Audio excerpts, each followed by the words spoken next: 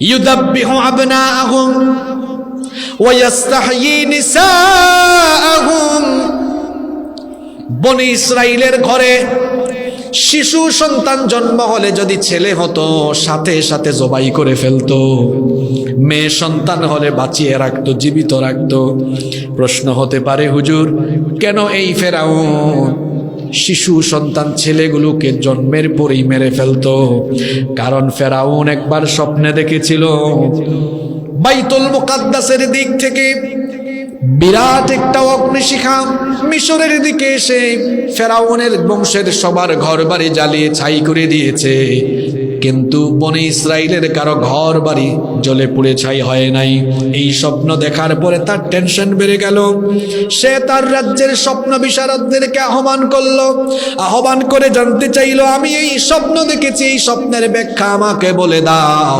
স্বপ্ন বিশারদরা বলল, এই স্বপ্নের ব্যাখ্যা হলো অচিরেই বনি ইসরাইল বংশে এমন এক শিশু জন্ম নিবে, এই সন্তান বড় হয়ে যাওয়ার পরে তার মাধ্যমে আপনার ফেরাউনি সাম্রাজ্য নিঃশেষ হয়ে যাবে, ফেরাউনি সাম্রাজ্য ধ্বংস হয়ে যাবে। এই কথা শোনার পরে ফেরাউনের টেনশন বাড়লো না কমলো? তখন সে বলল, তাহলে কি করা যায়? তার সভাসদের বৈঠক আহ্বান করলো। এরপরে সিদ্ধান্ত নিল, যেহেতু বনি ইসরাইল বংশে আগামী দিনে একটা শিশু জন্ম নিবে যে আমার ফেরাউনি মসনদের জন্য হুমকি হয়ে যাবে, সুতরাং এখন থেকে আমার মসনদকে ঠিক রাখার জন্য আজ থেকে আমি আইন বানালাম, আইন করলাম, বনি ইসরাইল বংশে যদি কোনো মহিলা সন্তান জন্ম দেয় আমার সৈন্যবাহিনী সেনাবাহিনী চেক করে দেখবা এটা কি ছেলে নাকি, ছেলে হইলে সাথে সাথে জবাই করবা, মেয়ে হলে ছেড়ে দিবা। কারণ হলো আমার সব কিছুর, আমার মানুষকে হত্যা করে হলেও আমি আমার নিজের গদিটা চারটা ঠিক রাখতে হবে। এই যে ফেরাউন বাচ্চাগুলোকে জবাই করেছে, বাচ্চাগুলোর কি কোনো অপরাধ ছিল নাকি? নিরপরাধ বাচ্চাগুলোকে ফেরাউন তার মসনদের জন্য যেভাবে নির্বিচারে হত্যা করেছে, আহারে ঠিক একই কায়দায় নিজের গদির জন্য নিরপরাধী মানুষগুলোকে অপরাধীর তকমা লাগায়া নির্বিচারে নিজের গদির জন্য মানুষ হত্যা করা, এটা হলো ফেরাউনি শাসনের আর একটা নমুনা। এমন ফেরাউন এখন দুনিয়ায় নাই। এখন তো ফেরাউনের ওয়াজও সব জায়গায় করা যায় না। ওই দিন এক জায়গায় একজন কয়, হুজুর এই কাহিনীটা বাদ দেওয়া যায় না?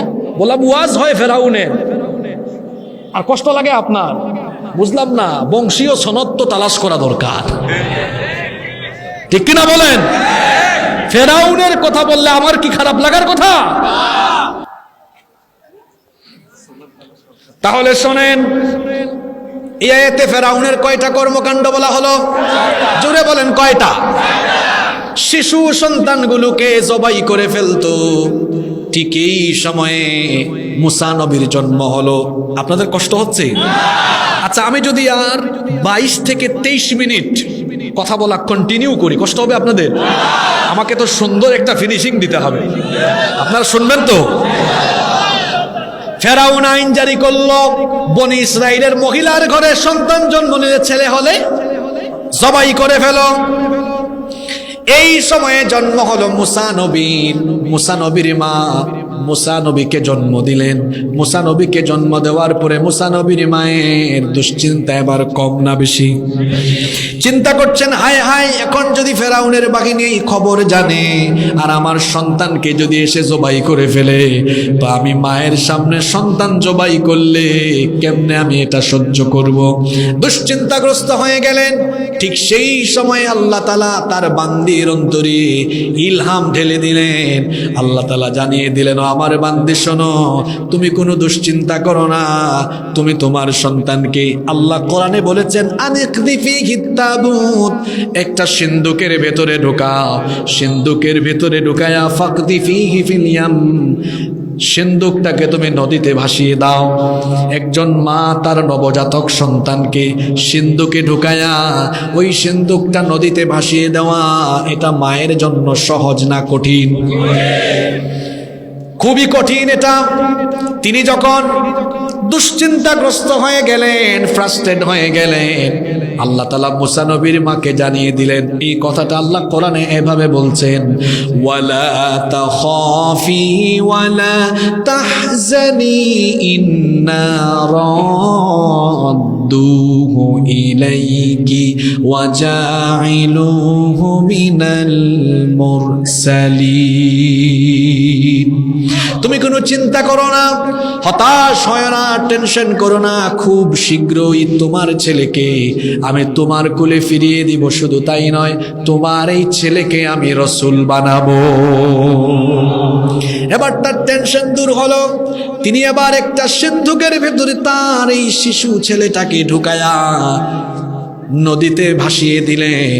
এরপরে তার মেয়েকে ডাকলেন, বললেন তোমার ভাইয়ের সিন্ধুকের দিকে নজর রাখো, তুমি নদীর তীর ধরে হাঁটো, নদীর পারে হাঁটো, আর সিন্ধুকের দিকে দৃষ্টি রাখো, সিন্ধুকটা ভাসতে ভাসতে কোথায় যায়। মুসা নবীর বোন এবার নদীর পারে হাঁটছেন আর সিন্ধুকের দিকে নজর রাখছেন। দেখা গেল সিন্ধুক নদীর স্রোতধারায় ভাসতে ভাসতে চলতে চলতে একেবারে ফেরাউনের ঘাটে গিয়ে ভিড়ল। ফেরাউনের পুণ্যবতী স্ত্রী, নাম হলো আসিয়া, নিঃসন্তান মহিলা। আসিয়া তখন ঘাটের মধ্যে একটা সিন্ধুক দেখলেন, দাসীদেরকে বললেন সিন্ধুকটা উঠাও। দাসীরা সিন্ধুক উঠালো। সিন্ধুক যখন খোলা হলো তখন মুসা নবীর চেহারা যখন আসিয়া দেখলেন, বলেন তো নবীদের চেহারা সুন্দর হয় কম না বেশি? একদিকে আসিয়া নিঃসন্তান মহিলা, অন্যদিকে ফুটফুটে সুন্দর, এটা তো নবী, নবীদের চেহারা তো এমনি সুন্দর। শিশু মুসা নবীর চেহারার দিকে তাকায়া নিজেকে কন্ট্রোল করতে পারলেন না, সঙ্গে সঙ্গে সিন্ধুক থেকে বাচ্চাটাকে কুলে উঠায়া নিলেন। এমন সময় ফেরাউন চলে আসলো। ফেরাউন এসে বলল, প্রিয়তমা স্ত্রী আসিয়া, তোমার কুলে একটা বাচ্চা দেখা যায়, বাচ্চা কোথায় পেলা? আসিয়া ঘটনা শোনালেন। ফেরাউন বলল, হায় হায়, কোথার থেকে ভেসে এসেছে সিন্ধুকের ভেতরে বাচ্চা? আমি এমনি টেনশনে আছি, ঝামেলায় আছি, এই বাচ্চা তো বনি ইসরাইলের বাচ্চাও হতে পারে, এটাকে আমার কুলে দাও, এখনই আমি তারে সুন্দর করে জবাই করে দেই। আসিয়া তখন বললেন, দেখেন ফেরাউনের স্ত্রী আসিয়ার কথা আল্লাহ কোরআনে উঠায়া দিলেন। আসিয়া তখন বললেন, ওয়াকালাত ইমরাআতু ফিরআউন কুররাতু আইনিন লি ওয়া লাক লা তাকতুলুহু আসা আন ইয়ানফা'না আও নাত্তাখিযাহু ওয়ালাদা। আসিয়া বললেন, আমার প্রিয় স্বামী ফেরাউন, কুররাতু আইনুল লি ওয়া লাক, এই সন্তান দেখো কত সুন্দর, এটা তোমার আমার দুজনের জন্য চক্ষু শীতলকারী হয়ে যেতে পারে। লা তাকতুলুহু, এই বাচ্চাটাকে তুমি হত্যা করো না। আসা আইয়ানফানা, তার মাধ্যমে আমরা দুজন বেনিফিটেড হতে পারি, সে আমাদের জন্য উপকারী হতে পারে। আউনাত্তাখিদাহু ওয়ালাদা, অথবা আমরা এই সন্তানটাকে পুত্র হিসাবে, ছেলে হিসাবে গ্রহণ করতে পারি, কারণ আমাদের তো কোনো সন্তান নাই। এবার স্ত্রীর কথায় ফেরাউনের মন নরম হয়ে গেল। ফেরাউন বলল, ঠিক আছে আসিয়া, তুমি যেহেতু বলছো তাহলে বাচ্চাটাকে রেখে দাও। আমরা তো মাছ মাংস তরকারি খাই, কিন্তু শিশু বাচ্চা সে তো দুধ পান করে, দুধ খায়। এবার এই বাচ্চার জন্য বিভিন্ন জায়গা থেকে ধাত্রী মহিলা আনা হলো। এবার ধাত্রী মহিলাদের কাছে যখন দুধ পানের জন্য দেওয়া হলো, বিস্ময়কর ব্যাপার লক্ষ্য করা হলো, মুসা নবী কোনো মহিলার স্তনের মধ্যে মুখ লাগান না। আল্লাহ বলেছেন, ওয়াহাররামনা আলাইহিল মারাদিআ মিন ক্বাবল, কারণ ইতিপূর্বে এর আগে আমি অন্য নারীর স্তনের মধ্যে মুখ লাগানো হারাম করে দিয়েছেন কে?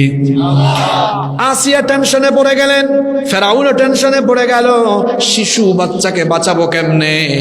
এবার মুসা নবীর বোন ওইদিকে কৌশল করে ফেরাউনের প্রাসাদে ঢুকে গিয়েছে। প্রাসাদে ঢুকে সব কথাবার্তা শুনে ফেলেছে। এবার মুসা নবীর বোন আসিয়াকে বললেন, তার কথাও আল্লাহ কোরআনে তুলে দিয়েছেন।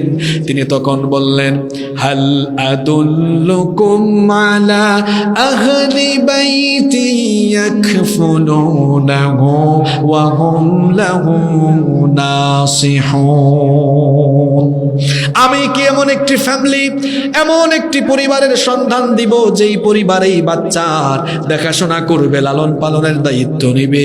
আসিয়া বললেন অবশ্যই যাও, ওই পরিবারকে নিয়ে আসো। মুসা নবীর বোন এবার খুশিতে দৌড়াই দৌড়াই বাড়িতে চলে গেলেন। গিয়ে মাকে বললেন, মা গো আর টেনশন করা লাগবে না, নিজের বাচ্চাকে নিজের কুলেই পাবেন। মা বললেন কেমনে পাবো? তখন মেয়ে ঘটনা শোনালো। মা এবার খুশিতে দৌড়ায়া দৌড়ায়া ফেরাউনের রাজপ্রাসাদে ঢুকলেন। রাজপ্রাসাদে ঢুকে যখন শিশু মুসা নবীকে কুলে নিলেন, সবাই আশ্চর্য হয়ে দেখল যেই শিশু সন্তান কোনো ধাত্রীর স্তনে মুখ লাগায় না, এই মহিলার কুলে যাওয়া মাত্রই তার স্তন থেকে দুধ পান আরম্ভ করেছে। ফেরাউন তখন বলল, এই মহিলা শোনো, এই বাচ্চাকে নিয়ে তোমার বাড়িতে যাওয়ার দরকার নাই। এই বাচ্চাকে তুমি আমার রাজপ্রাসাদে রাজকীয় হালতে লালন পালন করো। এই বাচ্চাটাকে তুমি দুধ পান করাও, লালন পালন করো। তুমি তো তোমার বাড়িতে থাকবা না, এখানেই থাকবা, দুধ পান করাবা, লালন পালন করবা, কষ্ট হবে। এই জন্য আমার ফেরাউনি সরকার থেকে আমি তোমাকে মোটা অঙ্কের স্যালারিও দিব। দেখেন যে ফেরাউন মুসার ভয়ে হাজার হাজার শিশু হত্যা করে, ওই শিশুকে ফেরাউনের ঘরে ঢুকাইয়া দিয়া রাজকীয় হালতে মুসা নবীকে বড় করার ব্যবস্থা করেছেন কে? ফেরাউনি চরিত্রের লোকেরা ক্ষমতা হারানোর ভয়ে থাকে, নির্বিচারে চতুর্দিকে মানুষ হত্যা করে, অথচ তার পাশেই আশেপাশের লোকদের মাধ্যমে ক্ষমতা চলে যায়, নিজেও টের পায় না। যেমনি ভাবে ফেরাউন তার ক্ষমতা টিকায় রাখার জন্য হাজার হাজার শিশু নির্বিচারে হত্যা করেছে, কিন্তু তার ঘরেই তার শত্রু বড় হয়ে তারই শেষ করে দিয়েছে। ঠিক তেমনি ভাবে কিয়ামত পর্যন্ত যত লোকেরা ফেরাউনি করে মানুষের উপর জুলুম করবে, তাদের আশপাশের লোকদের মাধ্যমে নির্লজ্জভাবে তারা ক্ষমতা হারাবে। ফেরাউনের ঘরে কে? জোরে বলে। এখন শাহজাদার হালতে বড় হচ্ছেন। সুবহানাল্লাহ।